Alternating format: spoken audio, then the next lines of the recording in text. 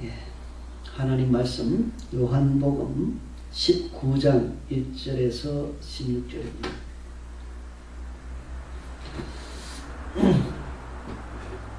하나님 말씀 요한복음 19장 1절에서 16절입니다. 봉독해 드리겠습니다.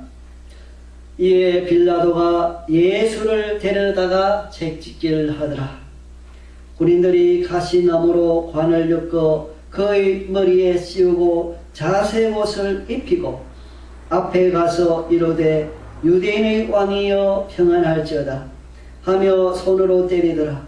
빌라도가 다시 밖에 나가 말하되 보라, 이 사람을 데리고 너희에게 나오나니 이는 내가 그에게서 아무 죄도 찾지 못한 것을 너희로 알게 하려 함이로라 하더라. 이에 예수께서 가시관을 쓰고 자색 옷을 입고 나오시니 빌라도가 그들에게 말하되 보라, 이 사람이로다 하며 대제사장들과 아랫사람들이 예수를 보고 소리질러 이르되 십자가에 못 박으소서, 십자가에 못 박으소서 하는지라. 빌라도가 이르되 너희가 친히 데려다가 십자가에 못 박으라. 나는 그에게서 죄를 찾지 못하였노라. 유대인들이 대답하되 우리에게 법이 있으니 그 법대로 하면 그가 단연히 죽을 것은 그가 자기를 하나님의 아들이라 하매니이다. 빌라도가 이 말을 듣고 더욱 두려워하여 다시 관정에 들어가서 예수께 말하되 너는 어디로부터냐 하되 예수께서 대답하여 주지 아니하시는지라. 빌라도가 이르되 내게 말하지 아니하느냐. 내가 너를 놓을 고난도 있고 십자가에 못 박을 고난도 있는 줄 알지 못하느냐. 예수께서 대답하시되 위에서 주지 아니하셨더라면 나를 해할 권한이 없었으리니 그러므로 나를 내게 넘겨준 자의 죄는 더 크다 하시니라. 이러함으로 빌라도가 예수를 놓으려고 힘썼으나 유대인들이 소리질러 이르되 이 사람을 놓으면 가이사의 중심이 아니니이다.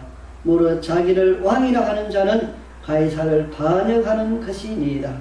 빌라도가 이 말을 듣고 예수를 끌고 나가서 돌을 깐들 히브리 말로 가바다에 있는 재판석에 앉아 있더라. 이날은 6월절의 준비일이요 때는 제6시라. 빌라도가 유대인들에게 이르되 보라, 너희 왕이로다. 그들이 소리 지르되 없이 하소서, 없이 하소서, 그를 십자가에 못 박게 하소서. 빌라도가 이르되 내가 너희 왕을 십자가에 못 박으랴. 대제사장들이 대답하되 가이사 외에는 우리에게 왕이 없나이다 하니 이에 예수를 십자가에 못 박도록 그들에게 넘겨주니라. 아멘. 예, 오늘 말씀은 예수님께서 빌라도로부터 재판을 받는 그러한 장면입니다. 빌라도는 예수를 데려다가 채찍질 하더라 그랬습니다. 선고도 내리지 아니한 상태에서 채찍질을 하였다 하는 것은 빌라도가 큰 잘못을 저질렀다는 것을 말씀해주고 있습니다. 예수님은 아무 잘못이 없다라고 분명히 18장에서 빌라도는 자기 입으로 이미 말했습니다. 그런데 왜 죄 없는 사람을 채찍질 하느냐 말입니다. 물론 빌라도는 예수님을 죽이고자 하는 사람들의 마음을 달래기 위해서 채찍질함으로 인하여서 그들을 만족시키고 예수님을 죽이지 않기 위해서 했을 수도 있습니다. 그러나 그럼에도 불구하고 그는 총독으로서 재판장으로서 죄 없는 사람은 풀어주어야 마땅했던 것입니다. 자기의 지위를 바르게 지키지 못하고 활용하지 못하고 군중들에 의해서 좌지우지되고 재판을 어긋나게 그는 하였습니다. 빌라도의 큰 잘못이 되는 것입니다. 한편 빌라도는 그렇게 잘못을 범했지만은 다른 한편으로 우리가 보았을 때 예수님이 채찍에 맞으셨다 하는 이 사실에 대해서 우리는 그 의미를 바르게 이해해야 되겠습니다. 이 채찍이라는 것은 로마 군병들이 사용하는 그 채찍에는 뒤에는 막대로 되어 있고 앞에는 끈으로 되어 있다고 합니다. 그리고 그 끈 끝에는 여러 가지 조개 껍질이라든지 날카로운 것들이 박혀 있어서 그 채찍에 맞으면 살점이 묻어나고 피가 흐르고 그 채찍을 맞다가 기절해서 결국 죽어버리는 그러한 일도 있었다고 합니다. 너무나 이 채찍도 흠하고 무서운 것이기 때문에 로마인들에게 사용하지 않고 이방인들에게 사용하였다고 하는 그러한 글을 읽어본 적이 있습니다. 예수님께서 이러한 채찍을 맞으셨습니다. 분명히 오늘 이 말씀 19장 1절 말씀에 채찍을 당하였다.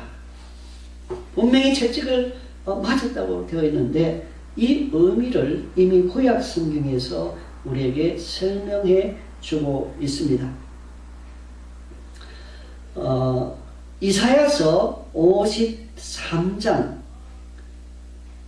4절에 보면은 그는 실로 우리의 질고를 지고 우리의 슬픔을 당하였거늘 우리는 생각하기를 그는 징벌을 받아 하나님께 맞으며 고난을 당한다 하였노라.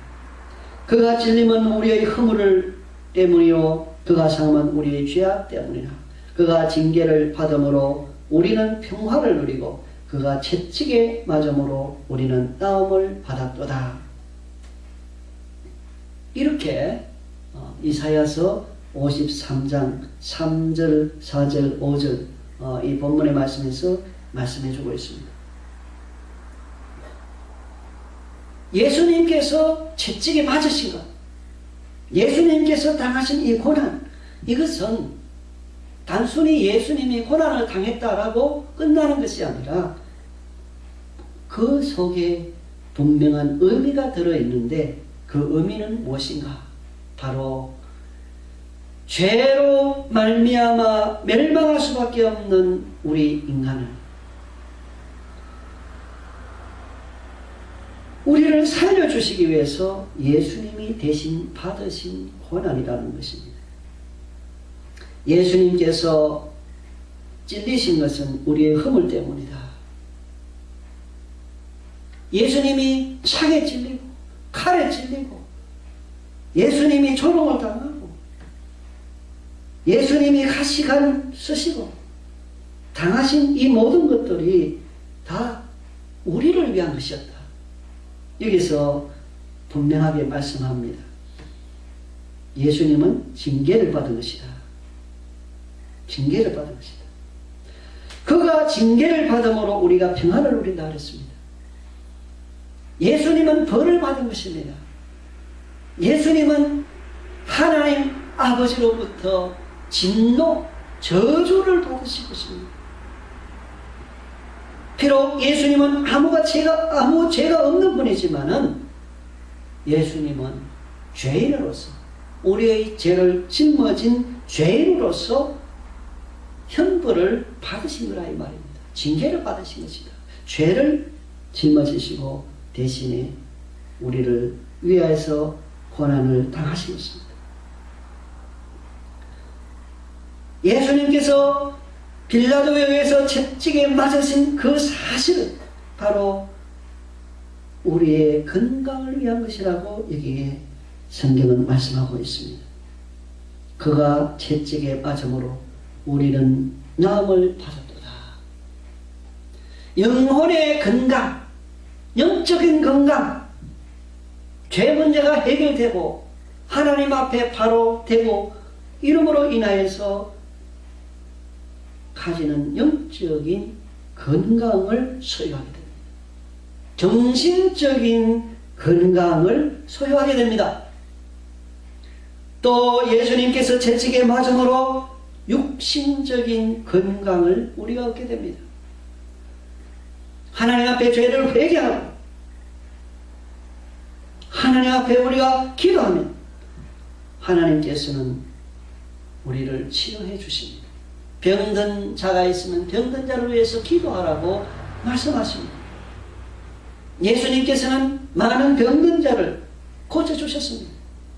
나병 환자도 고쳐주시고 눈먼 자 눈을 뜨게 하시고 안정되게 일으키시고 도저히 사람이 할 수 없는 그런 일들도 예수님은 하셨습니다. 누구든지 병이 들었을 때 예수님께 나아갔을 때 예수님은 거절하지 아니하시고 그들을 불쌍히 여기시고 그들을 도우셨던 것입니다. 그들을 치료해 주셨습니다. 중풍병자도 주님께 나아갔을 때 우리 주님께서는 치료해 주셨습니다. 왜냐하면 우리 주님께서는 채찍에 맞음으로 고난을 당함으로 우리의 모든 질병과 우리의 모든 죄 문제 이런 것들을 다 해결해 주셨다고 하는 것입니다. 이사야서 53장 5절에서 분명하게 말씀하고 있습니다. 또 예수님께서 채찍에 맞으시는 그리고 침뱉음을 당하고 조롱을 당하는 그러한 것에 대해서 이미 이사야 선지자를 통해서 예언된 바 있습니다. 이사야서 50장 6절에 보면은 나를 때리는 자들에게 내 등을 맡기며 나를 때리는 자들에게 내 등을 맡기며 나의 수염을 뽑는 자들에게 나의 땀을 맡기며 수욕과 침뱉음을 피하려고 내 얼굴을 가리우지 아니하였느니라. 어린 양 되시는 예수님께서는 우리를 구원하시기 위하여서 채찍에 맞는 고통을 당하시면서도 주님께서는 저항하지 아니하였습니다. 군병들에 의해서 침뱉음을 당하는 모욕을 당했음에도 불구하고 우리 주님께서는 저항하지 아니하였습니다. 주님께서 힘이 없습니까? 능력이 없습니까? 주님께서는 자기의 힘과 능력을 사용하지 아니하시고 묵묵히 맞아주셨습니다. 이 맞아주셨다는 말이 오히려 이게 맞는 말입니다. 얼마든지 예수님은 안 맞을 수 있는 능력이 있어요. 권능이 있는 분이에요. 그러나 우리를 구원하시기 위해서 하나님의 그 저주를 예수님께서 대신 받으시고 있는 중이기 때문에 우리 주님께서는 묵묵히 저항하지 아니하시고 이렇게 맞으셨고 조롱당하시고 침뱉음을 당하셨습니다. 근데 수욕을 받았다 그랬어요. 모욕이죠. 우리도 남이 누가 막 일부러 침뱉으면 그만큼 모욕적인 일이 없죠. 모욕을 당했을 때 특별히 공중 앞에서 남 보는 데서 나를 모욕할 때에 더 화가 납니다. 더 화가 나요. 그러나 우리 주님께서는 참으셨다. 인내하셨다. 왜? 우리를 구원하시기 위하여서. 침뱉음을 피하려고 내 얼굴을 가려우지 아니하였다. 이렇게 말씀하고 있습니다. 이미 이렇게 예수님께서 이러한 고난을 당하시고 자원에서 주님께서 그 고난을 인내하며 그 고난을 받으실 것이라는 것이 이렇게 이미 예언되어 있었고 예언된 대로 되었습니다. 시편 129편 3절 말씀에 밭 가는 자가 내 등에 가라 그 고랑을 길게 지었도다. 이것은 예수님의 고난을 비유한 그러한 표현입니다. 밭 가는 자가 내 등에 가라 그 고랑을 길게 지었도다.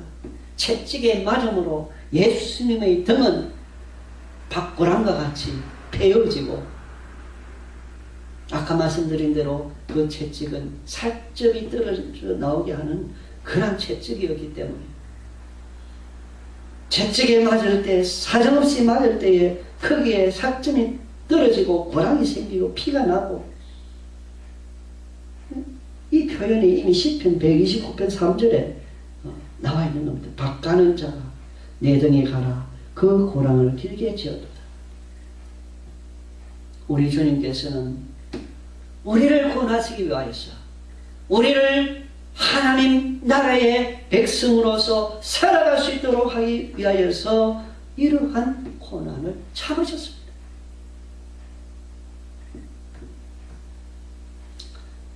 예수님은 자기가 받으실 이러한 고난에 대해서 이미 제자들에게 말씀하신 바가 있습니다. 마태복음 20장 18절에 보면은 미리 제자들에게 말씀하셨습니다. 보라, 우리가 예루살렘으로 올라가노니 인자가 대제사장들과 서기관들에게 넘기움에 저희가 죽이기로 결단하고 이방인들에게 넘겨주고 그를 능욕하며 채찍질하며 십자가에 못 박게 하리니 제3일에 살아나리라. 이렇게 예수님께서 이미 자기 자신에 대해서 일어날 일들을 아시고 제자들에게 말씀해 주셨습니다. 예수님 말씀하신 그대로 되었지 않습니까? 대제사장들과 서기관들이 예수님을 빌라도에게 넘겨주었습니다. 죽이기로 결단하고 사형 선고를 내리고, 자기들끼리는 사형 선고 내린 겁니다. 그리고 빌라도에게 넘겨주어서 빌라도로 하여금 죽이라고, 십자가에 못 박으라고 하지 않습니까? 이방인인 빌라도에게 넘겨주어 예수님을 능욕하게 하고 채찍질하고 십자가에 못 박게 하리니 제3일에 살아나리라. 예수님께서 미리 자기 자신에 대해서 일어날 것을 아시고 제자들에게 말씀해 주셨고, 그 말씀대로 이루어지고 있는 현상을 우리가 지금 요한복음 19장에서 보고 있습니다. 마음에 우리가 새겨야 될 것은, 우리를 구원하시기 위해서 예수님은 의도적으로 고난을 참으셨다. 채찍질을 당할 때도 참으셨고, 침뱉음을 당할 때도 참으셨고, 희롱당하며 모욕을 당할 때도 참으셨고, 누구를 위해서? 우리를 구원하시기 위해서. 사도 바울은 사람들을 구원하기 위해서 어떨 때는 유대인과 같이 행동하고 어떨 때는 이방인처럼 행동했다고 했습니다. 헬라인처럼 행동. 그 사람들을 구원하기 위하여서 그 사람들에게 맞추어 주었다는 것을 고백하고 있습니다. 예수님도 우리를 구원하시기 위해서 그러한 능력을 참으신 것처럼 우리들도 다른 사람들을 구원하기 위해서 그들같이 되는 지혜가 필요할 겁니다. 요한복음 19장 2절 말씀, 군병들이 가시나무로 관을 엮어 그의 머리에 씌우고 자색옷을 입혔다 라고 했습니다. 이것은 군병들이 예수님이 유대인의 왕이라 했을 때 그 왕이라는 것을 희롱하기 위해서, 비웃기 위해서, 조롱하기 위하여서 한 일들입니다. 가시나무로 엮어서 관을 만들어 예수님 머리에 씌웠습니다. 이것은 왕이라면 왕관을 써야 되는데 그 왕관 대신에 이제 가시로 관을 만들어 씌우면서 네가 왕이지. 그리고 자색옷을 입혔다 했는데 다른 곳에서는 홍포라 이렇게 표현했지만 같은 겁니다. 이 자색옷, 이 홍포, 그 당시에는 물감 드리는 것이 쉽지 않습니다. 오늘날은 섬유 개똥의 기술이 발전했기 때문에 마음대로 색상을 낼 수 있지만 당시에는 이러한 자색 옷을 만드는 게 쉽지 않았다 합니다. 이 귀한 옷은 왕이 주로 입습니다. 그러니까 이 군병들이 가시나무로 관을 엮고 그의 머리에 씌우고 그 다음에 자색 옷을 입었다. 우리 마태복음을 보면은 그 이전에 자색 옷을 입히기 전에 예수님의 옷을 벗겼다고 했습니다. 강제로 예수님의 옷을 벗기고 거기에다가 입히고 이렇게 정말 무례하게 그들은 행했습니다. 가시나무로 관을 엮어 예수님에게 더 큰 고통을 더하여 주었습니다. 그리고 자색 옷을 입고 초롱하는데 그들은 예수 그리스도가 누구인지를 깨닫지 못했기 때문에 이렇게 행한 것입니다. 예수님은 분명히 왕은 왕이되 이 세상의 정치적인 왕이 아니라 이 세상에 속한 것이 아니라 하느님 나라, 예수님 그 나라는 이 세상에 속한 것이 아니라 했기 때문에 예수님의 그 왕되심은 이 세상 대통령이나 왕이나 이런 것과 같지 않다는 것을 분명히 말씀해 주셨습니다. 이것을 깨닫지 못했습니다. 예수님은 영원한 그 하나님 나라의 왕이 되시는 분이십니다. 이 하나님 나라의 왕 되신 예수 그리스도를 통해서 이 세상의 모든 권세들이 나오는 것입니다. 만왕의 왕이시죠. 예수님은 만왕의 왕이십니다. 예수님은 만주의 주가 되십니다. 이 군병들이 그것을 깨닫지 못하고 감히 예수님을 조롱하고 예수님을 때리고, 여기서는 표현되어 있지 않습니다만 성경 다른 본문에 보면은 왕이 들고 있는 호를 대신해서 갈대 지팡이를 손에 들려주었고 다시 뺏어서 그것을 가지고 머리를 때렸다 하는 장면이 나옵니다. 조롱할 대로 조롱을. 우리는 이 본문의 말씀이 또 어떤 의미를 가지고 있다는 것을 이해해야 되겠습니다. 그 의미는 무엇일까? 가시나무가 생겨나게 된 것은 인류가 범죄했기 때문입니다. 창세기 3장 18절의 말씀을 통해서 볼 때에 인류가 범죄함으로 가시와 엉겅퀴가 났다. 이렇게 성경은 표현합니다.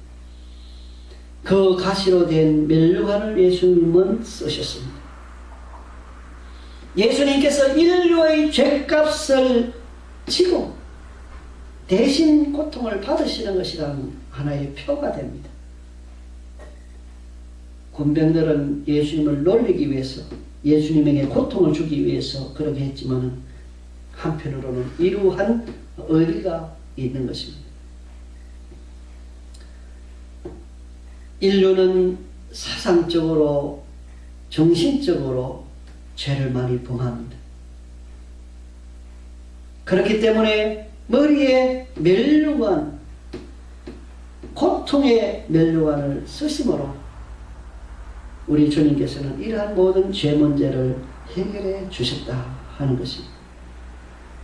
그 군병들은 예수님 앞에 가서 유대인의 왕이여 평안할지어다 하며 손으로 때렸다고 그랬습니다. 참 예수님을 성제도 부족한데 그 손으로 예수님을 때렸더라. 주님은 우리를 위하여서 맞으셨습니다. 빌라도는 죄 없으신 예수님을 이렇게 대우했습니다. 총독의 자리가 참 귀한 자리가 아닙니까? 총독의 자리에서 얼마든지 선을 행할 수 있고 하나님의 영광을 드러낼 수 있었을 터인데 자기 현재의 그 위치를 통해서 하나님께 영광을 돌릴 수 있었으면 얼마나 좋았겠습니까마는 빌라도는 그렇게 하지 못하고 오히려 그 총독의 지위를 인하여서 불행한 일을 하게 되었던 것입니다. 그는 재판관으로서 불의를 행하였습니다. 죄 없는 예수님, 죄 없다는 것을 뻔히 알면서도 예수님에게 고통을 주고 희롱하게 하고 이렇게 하였던 죄를 범하였습니다. 총독은 백성들의 생명을 보호하고 안전을 위해서 일해야 할 사람인데도 불구하고 오히려 그 반대로 행하였습니다. 우리 성경에서는 재판에 대해서 자주 이야기합니다. 재판장으로서 빌라도는 재판을 올바르게 했어야 되는데 그렇게 하지 못했다. 오히려 그는 군중들을 두려워했다고 했습니다.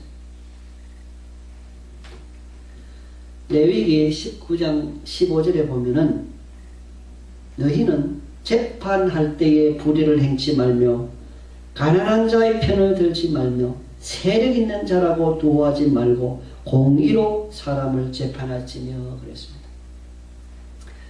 재판장이 가난한 사람이라고 어려운 사람이라고 죄 지었음에도 불구하고 그냥 좋게 해가지고 봐준다든지 또는 가난한 사람이라고 오히려 더 많은 형량을 부여한다든지 얕보고 또 부자라고 봐주고 아니면 부자라고 더 애를 먹이고 이렇게 하지 말아야 말이죠. 재판장은 법대로 올바르게 재판해야 된다는 것을 말씀합니다.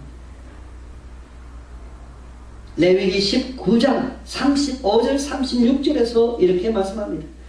너희는 재판에든지 도량형에든지 불의를 행치 말고 공평한 저울과 공평한 주와 공평한 에바와 공평한 흰을 사용하라. 나는 너희를 인도하여 애굽 땅에서 나오게 한 너희 하나님 여호와니라 그랬습니다. 재판할 때에 재판을 바르게 해라. 공정하게 해라. 의롭게 해라. 한쪽으로 치우치지 말라. 그리고 도량형에 대한 말씀은 상업적인 내용이에요. 남을 속여서 취하지 말라 이 말입니다. 신명기 1장 17절에서도 재판에 대해서 말씀하고 있습니다. 신명기 1장 17절에 재판은 하나님께 속한 것인즉 너희는 재판의 외모를 보지 말고 귀천을 일반으로 듣고 사람의 낯을 두려워 말 것이니 스스로 결단하기 어려운 일이거든 내게로 돌리라 내가 들으리라 하였고 그랬습니다. 재판할 때 외모를 보지 말라. 오늘날 우리나라 법정에 보면은 법대로 올바르게 재판을 해야 되는데 외모를 보고 정치적인 색깔을 보고 재판하는 경향이 있음을 우리가 봅니다. 이럴 때는 이렇게 재판을 하면은 억울한 사람들을 배출하게 됩니다. 하나님께서 기뻐하지 않는 것입니다. 14절에 요한복음 19장 14절에 이날은 6월절의 준비일이라 그랬습니다. 오늘날 말하면 금요일이 되겠습니다.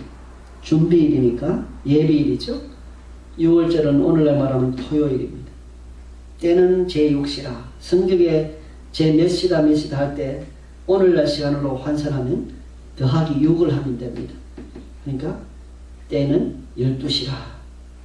그러니까 예수님을 빌라도 관정에서 재판할 때가 바로 정오 때쯤이다 하는 것을 알 수 있습니다.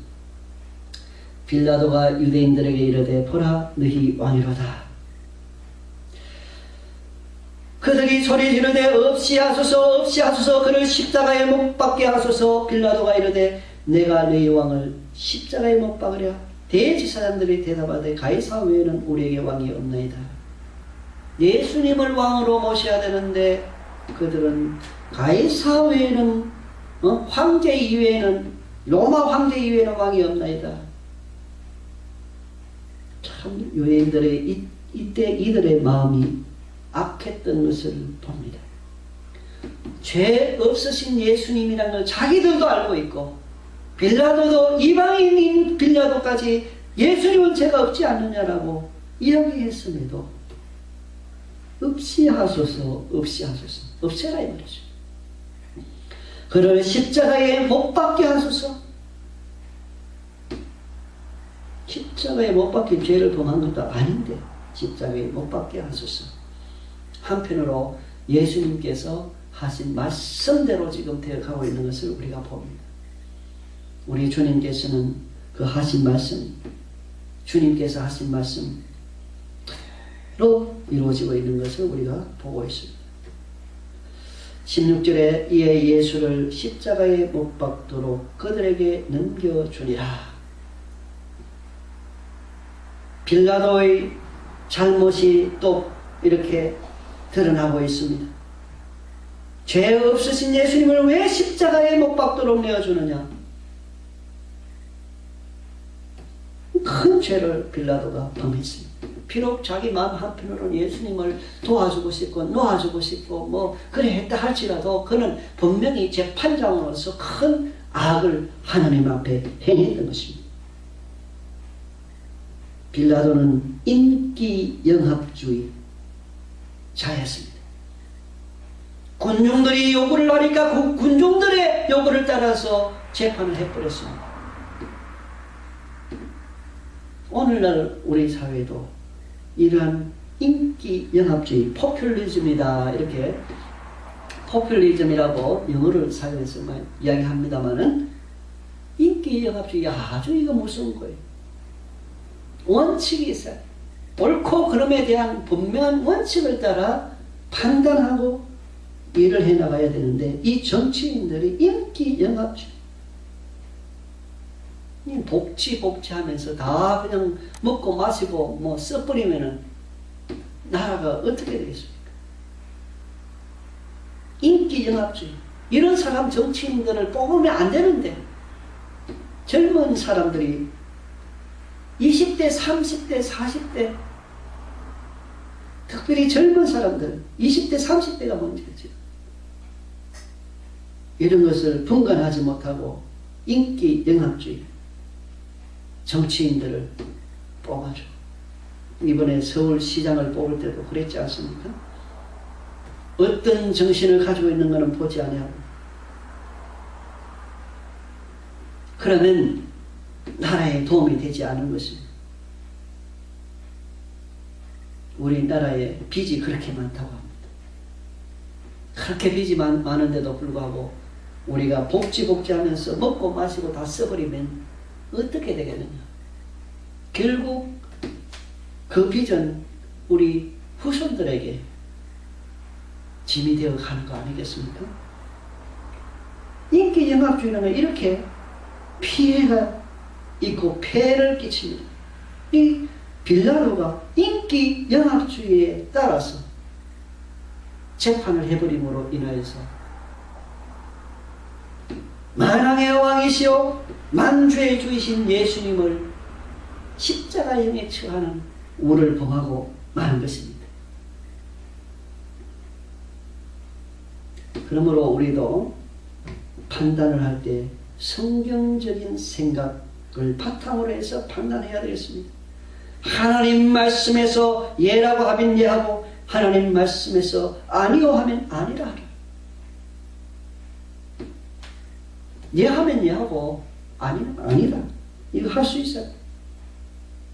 체면 때문에 아니요 할 것을 아니요 못하고, 체면 때문에 예라고 해야 될 것을 예하지 못한다면 죄를 범하기 쉽다는 것입니다.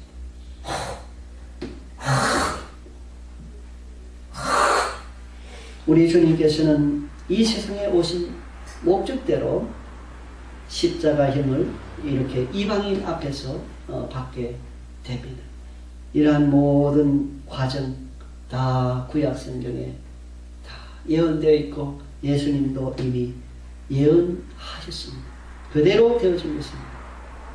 우리 한 사람 한 사람을 구원하시고자 예수님께서는 이러한 고난을 받아주셨습니다. 우리를 대신해서 저주를 받아주신 예수 그리스도 은혜에 대해서 우리는 영원토록 찬양해야 되겠습니다. 구속하신 예수 그리스도 은혜, 하나님의 은혜, 이것에 대해서 우리가 이 세상에서뿐만 아니라 저 세상 영원한 천국에 가서도 영원토록 하나님께 이것을 가지고 이 내용을 가지고 찬양하는 것입니다. 찬양 영원토록 해도 부족함이 없죠. 영원히 찬송해도 사실은 부족함이 없다 말이 이상한데 영원히 찬송해도 사실은 부족하죠. 예. 우리는 그러니까 예수님의 이 구속의 가치가 우리가 영원히 찬송해도 부족함이 없을 정도로 넉넉하다 하는 것을 우리는 고백할 수 있는 것입니다. 기도